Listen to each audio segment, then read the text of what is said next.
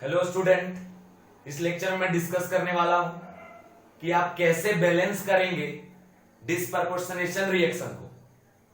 And साथ ही साथ बच्चों मैं आपको यह भी बताऊंगा कि एन फैक्टर डिस्प्रपोर्शनेशन रिएक्शन में जिस सब्सटेंस का डिस्प्रपोर्शनेशन हो रहा है कैसे कैलकुलेट करेंगे, एंड साथ ही साथ उसका इक्विवेलेंट वेट कैसे निकालेंगे, एंड जो प्रोडक्ट बन रहा है उसका इक्विवेलेंट वेट कैसे निकालेंगे, एन फैक्टर कैसे निकालेंगे, ये सारी बातें मैं डिस्कस करने जा रहा हूं। बच्चों, नॉर्मल रिडॉक्स रिएक्शन में जैसे आप एन फैक्टर कैलकुलेट करते थे उससे थोड़ा डिफरेंट कंडीशन है डिस्प्रपोर्शनेटिंग रिएजेंट का एन फैक्टर कैलकुलेट करना। ठीक है, तो बच्चों ध्यान से लेक्चर देखेंगे। यहां पे मैं 2-3 एग्जांपल आपको बताने वाला हूं और 2-3 एग्जांपल के थ्रू पूरी चीजें मैं आपको समझाने वाला हूं। सबसे पहली बात यह कि डिस्प्रपोर्शनेशन रिएक्शन क्या होता है। तो बच्चों सीधा बात आप समझ लेना कि वैसा रिडॉक्स रिएक्शन जिसमें एक ही सब्सटेंस के एक ही एलिमेंट का ऑक्सीडेशन भी हो और साथ ही साथ रिडक्शन भी हो, इस टाइप के रिएक्शन को बच्चों लोग कहते हैं डिस्प्रपोर्शनेशन रिएक्शन। सीधा सीधा बात याद रखें कि एक सब्सटेंस का कोई एक एलिमेंट ही ऑक्सीडाइज भी हो रहा है एंड साथ ही साथ रिड्यूस भी हो रहा है, तो ऐसे रिएक्शन को हम लोग कहते हैं डिस्प्रपोर्शनेशन रिएक्शन। मतलब ये एक स्पेशल कंडीशन है रिडॉक्स रिएक्शन का, क्योंकि यहां भी ऑक्सीडेशन हो रहा है और रिडक्शन भी हो रहा है। मतलब ये भी एक रिडॉक्स रिएक्शन ही है, बट उसका एक स्पेशल कंडीशन है डिस्प्रपोर्शनेशन रिएक्शन। क्योंकि नॉर्मल रिडॉक्स रिएक्शन में ऑक्सीडेशन अलग सब्सटेंस का हो रहा था, रिडक्शन अलग सब्सटेंस का हो रहा था, बट यहां पे एक ही सब्सटेंस के एक ही एलिमेंट का ऑक्सीडेशन भी होगा और रिडक्शन भी होगा, तब जाके हम कहेंगे कि डिस्प्रपोर्शनेशन रिएक्शन चल रहा है। ठीक है बच्चों, और शॉर्ट में सीधा बात एक और कंडीशन है, याद रखिएगा कि एक ही एलिमेंट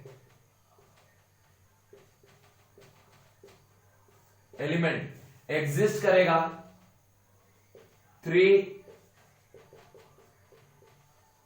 डिफरेंट ऑक्सीडेशन स्टेट पे। ठीक है, ऐसा रिएक्शन जिसमें एक ही एलिमेंट 3 डिफरेंट ऑक्सीडेशन स्टेट पे एग्जिस्ट करे, उस टाइप के रिएक्शन को हम कहेंगे डिस्प्रपोर्शनेशन रिएक्शन। तो बच्चों इसका एक एग्जांपल, बेस्ट एग्जांपल है कि H2O2 H2O में एंड O2 में ब्रेक होता है। ठीक है, तो यहां देखिए H2O2 में ऑक्सीजन का जब आप ऑक्सीडेशन नंबर कैलकुलेट करेंगे तो -1 आ जाएगा, और यहां वाटर केस में ऑक्सीजन का जब काउंट करेंगे तो -2 आएगा। और ये जो ऑक्सीजन का यहां पे अगर आप निकालते हैं O2 के फॉर्म में तो इसका ऑक्सीडेशन नंबर क्या आ गया, 0। तो बच्चों अब आप देखिए यहां पे हाइड्रोजन +1 पे, यहां हाइड्रोजन +1 पे, तो हाइड्रोजन का तो कोई चेंजेस नहीं हो रहा है। तो सीधा देखिए इस कंपाउंड में ऑक्सीजन -1 से कहां जा रहा है, -2 पे, तो ऑक्सीडेशन नंबर क्या हुआ, डिक्रीज हुआ। इसका मतलब क्या हुआ, रिडक्शन। ठीक है, क्या हो गया इसका, रिडक्शन। और इसी कंपाउंड का ऑक्सीजन -1 से कहां जा रहा है बच्चों, 0 पे। अगर -1 से 0 पे आ रहा है इसका मतलब ऑक्सीडेशन नंबर क्या हुआ, इंक्रीज। मतलब क्या हुआ, ऑक्सीडेशन। तो साइमल्टेनियसली एक ही एलिमेंट का रिडक्शन भी हो रहा है और साथ में ऑक्सीडेशन भी हो रहा है। तो हम इस रिएक्शन को क्या नाम देंगे बच्चों, डिस्प्रपोर्शनेशन रिएक्शन। और सीधा बात जो मैंने लिखा कि एक ही एलिमेंट 3 डिफरेंट ऑक्सीडेशन स्टेट पे एग्जिस्ट करते हैं। यहां देखिए ऑक्सीजन -1 पे भी है, -2 पे भी है और 0 पे भी है। क्लियर, तो ये क्या हो गया आपका डिस्प्रपोर्शनेशन रिएक्शन। सीधा पहले आप पहचानना तो सीख जाइए। ठीक है, ऐसा नहीं है कि एक कंपाउंड के 2 डिफरेंट एलिमेंट इन्वॉल्व है, ऐसा नहीं। एक कंपाउंड का एक ही एलिमेंट, मतलब ऑक्सीजन तो ऑक्सीजन ही का होना चाहिए, ऑक्सीडेशन भी और रिडक्शन भी, तब जाके कहेंगे इसको डिस्प्रपोर्शनेशन रिएक्शन। अब देखिए बच्चों, इसको पहले हम आपको बताते हैं इसको बैलेंस करने का तरीका क्या है। क्लियर, बैलेंस कैसे करेंगे, तो बैलेंस करने का मेथड ये है कि ये जो H2O आपको दिख रहा है ना, इसको आप 2 बार में H2O2 लिख दीजिए। ठीक है, और प्रोडक्ट लिख दीजिए H2O और प्लस O2। जिसका भी डिस्प्रपोर्शनेशन हो रहा है उसको दो पार्ट में लिख दीजिए आप। इसके बाद एक का समझ लो कि रिडक्शन हो रहा है और एक का समझ लो ऑक्सीडेशन हो रहा है। क्लियर बच्चों, समझ रहे मेरी बात? मतलब ये समझ लो कि -1 से जा रहा है -2 पे और ये -1 से जा रहा है 0 पे। मतलब यहां पे क्या हो गया बच्चों? रिडक्शन, और यहां पे क्या हो गया? ऑक्सीडेशन। ऐसा आपको अज्यूम करना है। अब उसके बाद आप एन फैक्टर निकालिए, ठीक है, एन फैक्टर, और H2O2 का जब रिडक्शन हो रहा है उस टाइम पे एन फैक्टर निकालिए, उसको नाम दिया हमने N1। जैसे यहाँ देखिए -1 से जा रहा है कहां पे? -2 पे बच्चों। चेंजेस कितने का है? 1 का, है ना? 1 का चेंजेस है, और चेंजेस होने वाला एटम कितना है? 2। 1 into 2, तो एन फैक्टर क्या आ गया इसका? 2 आ गया। अब यहां देखिए ये -1 से कहां जा रहा है? 0 पे। -1 से कहां जा रहा है? 0 पे। तो चेंजेस कितने का है? 1 का। तो फिर से अगर एन फैक्टर इसके निकालते हैं 2, तो क्या हो जाएगा? 1 into 2। क्यों ऐसा? क्योंकि जिस एटम का चेंज हो रहा है वो नंबर वाइज 2 प्रेजेंट है, O2 है ना? एक ऑक्सीजन -1 से क्या 0 पे, एक इलेक्ट्रॉन लॉस किया, दूसरा भी गया -1 से 0 पे, तो एक मॉलिक्यूल से 2 इलेक्ट्रॉन गायब हो रहा है ना? इसलिए एन फैक्टर से क्या हो गया? 2। अब आपको मैंने क्या बताया था कि एन फैक्टर क्रॉस मल्टीप्लाई कर दो, है ना? तो अब देखिए अगर हम क्रॉस मल्टीप्लाई करते हैं तो यहां पे 2 और यहां भी 2, तो सेम नंबर आ गया तो कॉमन निकल जाएगा, तो कुल मिला के यहां भी 1 रहा और यहां भी 1 रहा। ठीक है, अब देख के बैलेंस करो। इसके करस्पॉन्डिंग ये वाला प्रोडक्ट है, ये 2 ऑक्सीजन, तो यहां पे 2 मल्टीप्लाई कर दो। ये चीज ध्यान रखिए, इस ऑक्सीजन के करस्पॉन्डिंग इस ऑक्सीजन को आपने लिया, ठीक है, तो ये हो गया, और यहां 2, तो यहां 2 ऑलरेडी प्रेजेंट है। ठीक, अब यहां पे AOHC हम नहीं लगा रहे क्योंकि atom other than oxygen hydrogen present ही नहीं है, डायरेक्ट ऑक्सीजन का ही यहां पे ऑक्सीडेशन रिडक्शन चल रहा है। ठीक है, अब देखिए जरा, हाइड्रोजन 2 और 2 कितना है बच्चों? 4। इधर 2 2 से कितना है? 4। अब क्या करिए, फाइनली बैलेंस करने के बाद फिर से इन दोनों को मिला के एक साथ लिख दीजिए, और जब आप इन दोनों को मिला के एक साथ लिखेंगे बच्चों, फाइनल कंडीशन क्या आ जाएगा? 2 times H2O2 gives H2O 2 times plus O2। देखिए ये जो हमें मिल गया, this is balance chemical equation. ठीक है, तो सीधा सीधा मैंने क्या बात आपको बताया कि जब डिस्प्रपोर्शनेशन हो तो जिसका है उसको 2 पार्ट में स्प्लिट कर दीजिए, और एक प्रोडक्ट ऑक्सीडेशन प्रोडक्ट लिख दीजिए और दूसरा रिडक्शन प्रोडक्ट लिख दीजिए, और फिर एन फैक्टर निकाल के जैसे नॉर्मल रिडॉक्स रिएक्शन को आप बैलेंस करते थे बच्चों, उसी तरीके से आप इसे भी बैलेंस करेंगे। ठीक है, समझ गए? तो ये यहां तक का कहानी हो गया। क्लियर? अब देखो, अगर इस कंपाउंड का अब आपको बोल रहा है बैलेंस होने के बाद कि फाइंड आउट इक्विवेलेंट वेट, तो इक्विवेलेंट वेट के लिए चाहिए हमको क्या? N factor. तो अब इसका एन फैक्टर हम कैसे निकालें? एन फैक्टर हम कैसे निकालें? क्योंकि ऑक्सीडेशन भी हो रहा है, रिडक्शन भी हो रहा है, कैसे निकाले हम? तो सीधा सा एक मेथड है। मेथड ये है कि आप एन फैक्टर कैलकुलेट कर लीजिए जब ऑक्सीडाइज हो रहा है उस टाइम पे, और दूसरा बार फिर से एन फैक्टर कैलकुलेट कर लीजिए जब रिड्यूस हो रहा है उस टाइम पे, एंड उसके बाद एक फॉर्मूला दिया गया है, उस फॉर्मूले का यूज करिए, और उस फॉर्मूले के यूज से ही आप फाइंड आउट कर सकेंगे जिसका डिस्प्रपोर्शनेशन हो रहा है उसका एन फैक्टर। देखें बच्चों, सीधा बात, अगर इसके एन फैक्टर को हम लिख रहे हैं एन फैक्टर फाइनल, है ना, तो रूल ये है n factor 1 by n factor final is equal to 1 by n1 plus 1 by n2। ये आप याद रखिएगा ऑलवेज। मतलब जो नेट रिजल्टेंट एन फैक्टर आप निकाल रहे हो उसको फाइनल हमने बोला, तो 1 by n factor resultant is equal to 1 by n factor in case of oxidation and plus 1 by n factor in case of what? Reduction. ठीक है, क्लियर? तो अब देखो, जब रिडक्शन हो रहा है उस टाइम पे एन फैक्टर कितना आया इसका? 2, और जब ऑक्सीडेशन हो रहा है उस टाइम पे एन फैक्टर कितना आया इसका? 2। तो n1 का वैल्यू क्या है? 2, और n2 का वैल्यू क्या है? 2। तो यहां से हम लिखेंगे बच्चों, क्या लिखेंगे? यहां से लिख देंगे कि 1 by n final, n factor final is equal to 1 by 2 plus 1 by 2। अब 1 by 2 1 by 2 को आप ऐड कर दोगे तो यहां से आ जाएगा 1 by n factor final is equal to 1। मतलब कुल मिला के यहां से निकाले n फैक्टर फाइनल, तो वैल्यू कितना है बच्चों? 1। तो आप इस केमिकल इक्वेशन में, है ना, जो एन फैक्टर लेके चलेंगे इसका वो कितना लेके चलेंगे 1। इसलिए मैंने आपको बताया था कि डिस्प्रपोर्शनेटिंग रिएजेंट का एन फैक्टर निकालना जैसे आप नॉर्मल कैलकुलेट करते हैं उससे थोड़ा डिफरेंट है।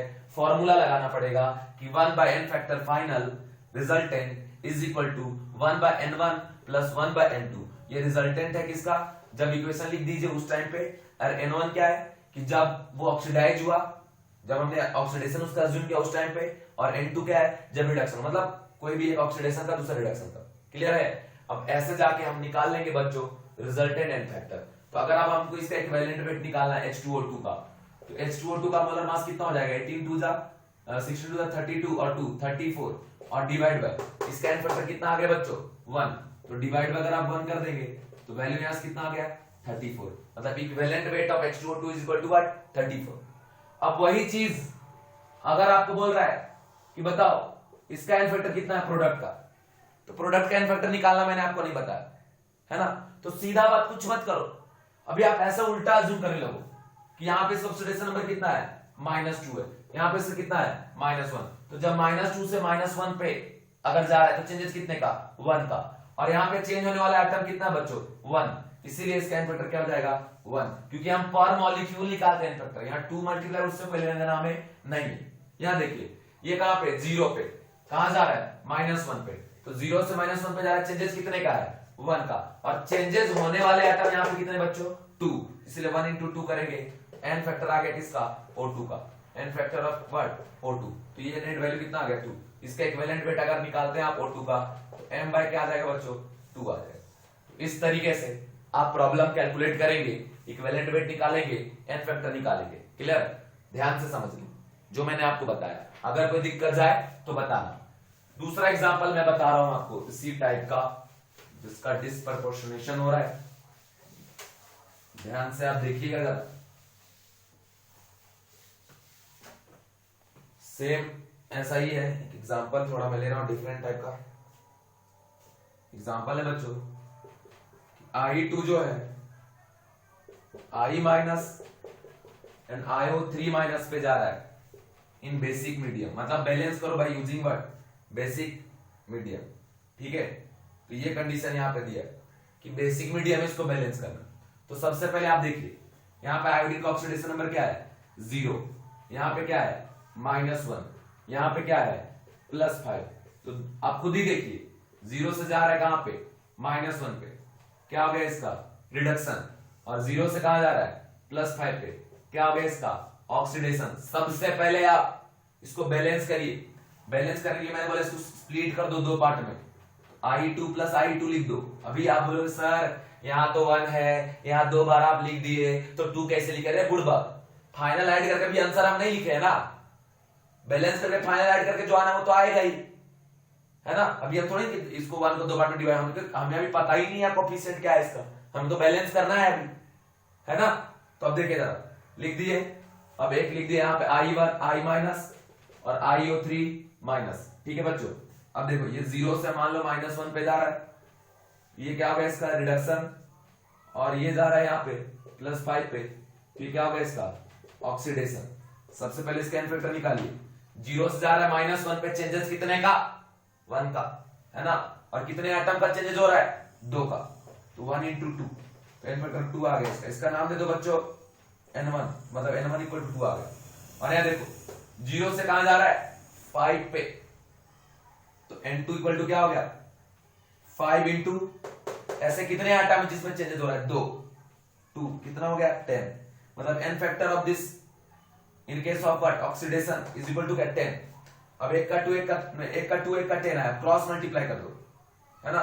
तो क्रॉस मल्टीप्लाई यहाँ पे कितना आ जाएगा 10, और यहाँ पे कितना आ जाएगा 2। ठीक है, यहां पे आ गया 10 और यहां पे आ गया 2। ठीक, क्रॉस मल्टीप्लाई कर दिए जैसे नॉर्मल रिएक्शन में करते थे। अब देखो कॉमन निकल रहा है यहां से 2, अगर बाहर निकाल लेंगे तो यहां पे क्या बन जाएगा 5 बना दो।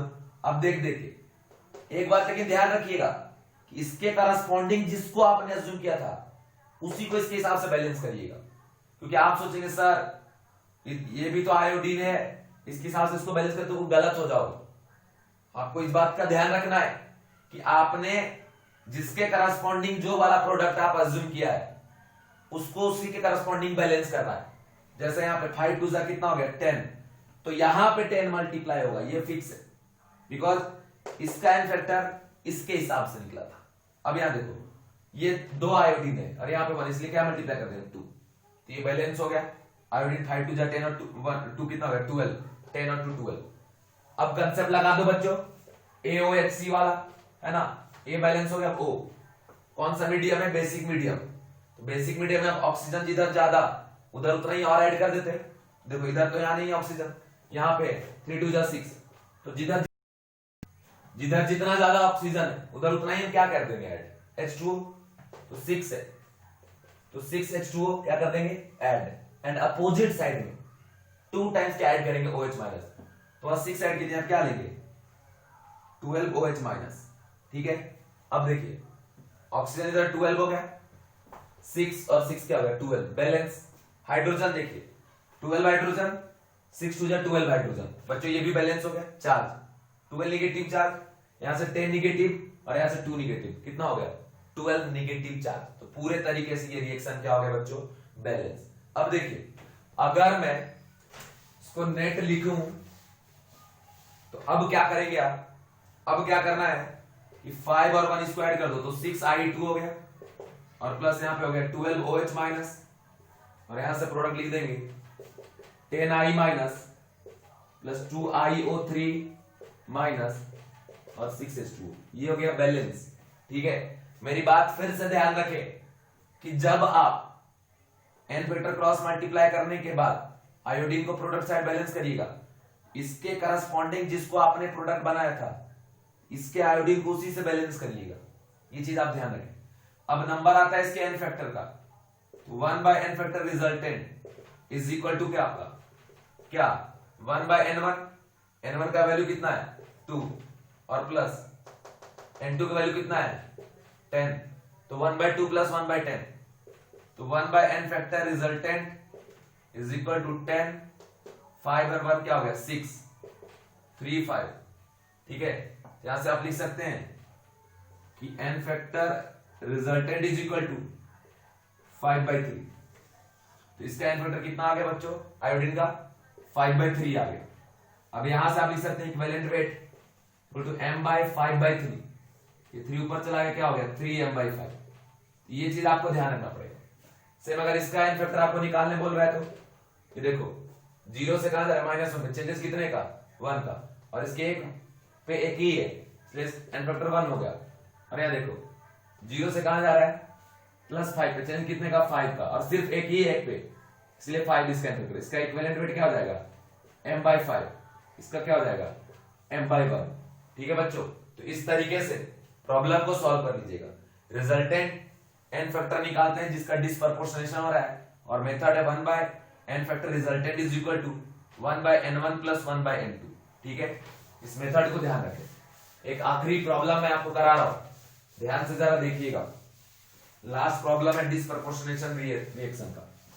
प्रॉब्लम ये है, प्रॉब्लम है कि भैया अगर हम P4 को बेसिक मीडियम में लेके जा रहे हैं ना, तो यहां से बन रहा है PH3 और साथ में H2PO2 माइनस। ठीक है, ये यहां से बन गया। अब देखें, सबसे पहले देखिए इसका ऑक्सीडेशन नंबर 0, यहां पे ये कहां चला गया आपका -3, और ये गया कहां पे +1। ठीक है, समझ गए, तो सबका ऑक्सीडेशन नंबर आ गया। हमने डेफिनेशन बताया था कि एक ही एलिमेंट का ऑक्सीडेशन भी और रिडक्शन भी हो तो क्या बोलेंगे डिस्प्रपोर्शनेशन। अब देखिए 0 से -3 पे रिडक्शन, 0 से +1 पे ऑक्सीडेशन। दूसरी बात, एक रिएक्शन में 3 डिफरेंट ऑक्सीडेशन स्टेट पे अगर कोई एक ही एलिमेंट एग्जिस्ट करे तो उसको बोलेंगे डिस्प्रपोर्शनेशन। देखो 0 -3 और क्या आपका +1, है ना, समझ गए क्या। अब देखिए यहां पे कंडीशन, बट ये जो स्टेटमेंट मैं दे रहा हूं ना कि 3 डिफरेंट पे, तो ये ऑलवेज वैलिड नहीं होता, है ना, क्योंकि एक कंपोर्शनेशन रिएक्शन भी होता है जिसमें उसमें भी 3 डिफरेंट ऑक्सीडेशन स्टेट एग्जिस्ट करता है। ठीक है, मेन बात ये ध्यान रखिएगा ऑक्सीडेशन भी और रिडक्शन भी, और वो भी एक ही एलिमेंट का। अब इसको बैलेंस करने का तरीका है, इसको सेपरेट कर दो P4 में, और यहां लिख दो PH3 और साथ में H2PO2 माइनस, अभी आप इसके हिसाब से इसको प्रोडक्ट बना लिए, इसके हिसाब से इसको प्रोडक्ट बना लिए, ठीक है। तो सुनो, जब बैलेंस करोगे तो यहाँ वाले फास्फोरस के रिस्पेक्ट में इसको करना पड़ेगा और यहाँ वाले फास्फोरस के रिस्पेक्ट में इसको करना पड़ेगा, ठीक है। अब एन फैक्टर निकालने के लिए आपको ऑक्सीडेशन में 0 0, ये -3 और ये +1। तो देखिए एन फैक्टर के लिए क्या करते हैं, टोटल चेंज, तो 0 से जा रहा है कहां पे, +1 पे, तो चेंजेस 1 का। और ऐसे कितने आइटम है जिसमें चेंज हो रहा है बच्चों, 4, तो 1 into 4, तो ये 4 हो गया, तो दिस इज n1 मतलब 4, n factor of p4 if p4 converted into क्या, H2PO2 माइनस, एंड p4 जब PS3 में जा रहा है तो चेंजेस 0 से कहां जा रहा है, -3 पे, कितने चेंज हो रहा है, 3 का। तो इसका जो n2 हम निकालेंगे तो 3 into, ऐसे कितने आइटम जो चेंजेस हो रहे हैं जिसमें, 4 आइटम इंटू 4, तो 3 4 जा क्या हो गया 12, इसका एन फैक्टर हो गया 12 और इसका 4, क्रॉस मल्टीप्लाई कर दो एन फैक्टर का, यहाँ 12 और यहाँ 4। अब बच्चों देखो कुछ कॉमन निकल रहा है, निकाल दो कॉमन, 4 निकल रहा है कॉमन, यहाँ 4 बाहर चला गया, यहाँ बचा 3। अब आपको देख देख के बैलेंस करना है, जैसे यहाँ 4 3 जा क्या हो गया 12 फास्फोरस, इसके करस्पॉन्डिंग में ये नहीं है, ये है, तो इसके साथ उसको बैलेंस करना पड़ेगा। 4 3 जा 12, तो यहाँ रख दो आप 12, ठीक है। और इसके देखो 4, यहाँ पे क्या है 1, तो यहाँ पे 4 मल्टीप्लाई कर दो, अब बैलेंस हो गया। अब ऑक्सीजन, ये भी चूंकि बेसिक मीडियम में कह रहा है, इधर ऑक्सीजन नहीं, यहां भी नहीं है, यहां भी नहीं है ना। यहां पे देखो 1 पे 2 ऑक्सीजन और ये ऐसे नंबर वाइज कितने 12, तो 12 2 जा क्या हो गया 24। तो रूल ये है कि जहां जितना ज्यादा ऑक्सीजन हो वहां उतना और H2 ऐड करो, यहाँ पे 24 H2 ऐड कर दीजिए, अपोजिट साइड में 2 टाइम्स 48 क्या आपका OH माइनस। देखिए ये बैलेंस हो गया होगा। अब चेक करते हैं, 48 ऑक्सीजन तो 24 और 24 48, 24 2 जा 48 है ना। और अब एक मिनट, हाइड्रोजन बैलेंस करना बाकी है, कैसे, यहां देखो ये 24H2O में जो 2 हाइड्रोजन है, 24 2 जा क्या होगा 48, 48 हाइड्रोजन, ये तो बैलेंस हो गया। लेकिन यहां से कितना आ रहा है 4 3 जा 12 हाइड्रोजन यहां से आ रहा है, और 12 2 जा क्या आ रहा है 24 हाइड्रोजन यहां से, तो कितना हो गया 24 और 12 36। तो इधर हम ऐड कर देंगे क्या बच्चों 36H+, ठीक है। अब आपको मैंने एक बात बताया कि जब H+ और OH- आपस में कंबाइन करता है तो क्या बना लेता है वाटर, तो 36H+ इसके 36 OH- से कंबाइन करके बना लेगा 36H2O। अब 48 में से 36 चला गया H+ के साथ, फाइनली सिर्फ कितना बचा यहाँ पे 12 OH-। अब देखिए बच्चों, इधर 36H2O और इधर कितना है 24H2O। अब इस 24H2O का कैंसलेशन हो जाएगा इसके साथ, तो यहां पे सिर्फ कितना बच जाएगा 12H2, ठीक है। तो कुल मिला के ये आ गया मेरा नेट बैलेंस रिएक्शन। अब देखिए इसको जाके हम लिख देंगे, क्या लिख देंगे 3 और 1 4P4 और प्लस 12H2O और साथ में 12OH- gives product 4PH3 12H2 PO2-, ठीक है। अब देखिए जरा बैलेंस है कि नहीं है। 4 4 जा 16, 4 और 12 16, ऑक्सीजन 12 और 12 24, 12 2 जा 24, हाइड्रोजन यहां से देखो 12 2 जा 24 और 12 36 है ना, 12 2 जा 24 और 12 36, बैलेंस 4 देखो, इस पे नहीं इस पे नहीं है, एक पे एक नेगेटिव 12 पे 12 नेगेटिव, और यहाँ पे देखो एक पे एक नेगेटिव 12 12 नेगेटिव, तो हो गया बैलेंस, सारा कुछ बैलेंस हो गया, ठीक है। लेकिन ये चीज जो भी मैंने किया मेथड से किया, डायरेक्ट नहीं किया। अब इसका रिजल्टेंट एन फैक्टर निकाल देते, 1/n factor final, n factor resultant is equal to 1/n1। n1 का वैल्यू कितना है बच्चों 4 और प्लस इसमें कितना है 1/12, ठीक है। ये कर दी, अब यहां से निकाल लेंगे है ना, यहां से हम कैलकुलेट कर लेंगे, क्या आ जाएगा कि 1/n factor resultant is equal to, यहां से आ गया 12, 3 + 1 यहां से कर दिए 4/12, 1/3 हो गया। n फैक्टर जो रिजल्टेंट है वो इज इक्वल टू कितना आ गया बच्चों 3। समझ गए क्या? तो ऐसे हमने सॉल्व किया। अब ये n फैक्टर इसका कितना आ गया 3 आ गया। अब निकाल लो इक्विवेलेंट वेट m/3 है ना। तो इस तरीके से हम लोग इसके एक मिनट, हाँ सही है m/3 यहां से इक्विवेलेंट वेट निकल जाएगा। ठीक है, तो ऐसे हम लोग इक्विवेलेंट वेट कैलकुलेट करते हैं। ऐसे ही ध्यान रखिएगा, अगर इसका आपको n फैक्टर निकालना है प्रोडक्ट का, सीधा देखो ये कहां पे -3 पे, 0 से चेंजेस कितने 3 का, n फैक्टर इसका 3 हो जाएगा। ये कहां +1 पे, कहां से 0 से चेंजेस कितने का 1 का, इसलिए n फैक्टर इसका क्या हो जाएगा 1, क्योंकि इसमें एक पे एक ही है और हम लोग पर मोल के हिसाब से निकालते हैं n फैक्टर।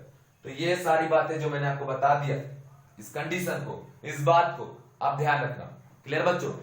अब एक बात, एक आखिरी प्रॉब्लम और मैं बता दूं कि अगर आपको कोई भी कंपाउंड लिख के दे और पूछे कि बताओ पॉसिबिलिटी है कि नहीं डिस्प्रपोर्शनेशन होने का, तो देखिएगा कि अगर इंटरमीडिएट ऑक्सीडेशन स्टेट पे है तो वो ऊपर भी जा सकता है, नीचे भी जा सकता है, तो डिस्प्रपोर्शनेट हो सकता है। लेकिन अगर कोई मिनिमम पे है या कोई मैक्सिमम पे है तो डिस्प्रपोर्शनेट नहीं हो सकता, है ना। अगर कोई एकदम मैक्सिमम पे तो फिर तो नीचे ही आएगा, मतलब रिडक्शन ही पॉसिबल है। अगर एकदम मिनिमम पे फिर तो ऊपर ही जाएगा, सिर्फ ऑक्सीडेशन पॉसिबल है। जैसे एग्जांपल, अगर आपको लिख के दिया बच्चों Cl2 Br2 I2 और F2, है ना, तो देखिए इन तीनों का -1 से लेके +7 तक ऑक्सीडेशन नंबर पॉसिबल होता है। और अभी ये तीनों का क्या है 0 0 0, ये -1 पे भी जा सकता है, +1 +3 +5 +7 कहीं भी जा सकता है। तो इनका डिस्प्रपोर्शनेशन तो पॉसिबल है, बट फ्लोरीन कभी भी डिस्प्रपोर्शनेट नहीं हो पाएगा। रीजन क्या है? क्योंकि फ्लोरीन सबसे ज्यादा इलेक्ट्रोनेगेटिव एलिमेंट है और इसका 2 ही पॉसिबल ऑक्सीडेशन स्टेट है, अभी 0 पे और एक पॉसिबिलिटी है कहां पे -1 पे जाने का। तो 0 से -1 पे जाएगा तो क्या हो गया रिडक्शन, ऑक्सीडेशन तो एक साथ हो ही नहीं सकता।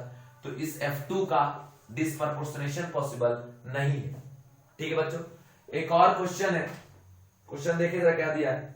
क्वेश्चन दिया है which of the following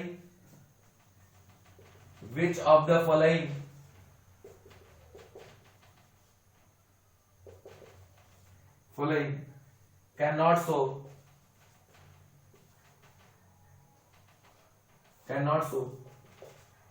disproportionation, है ना।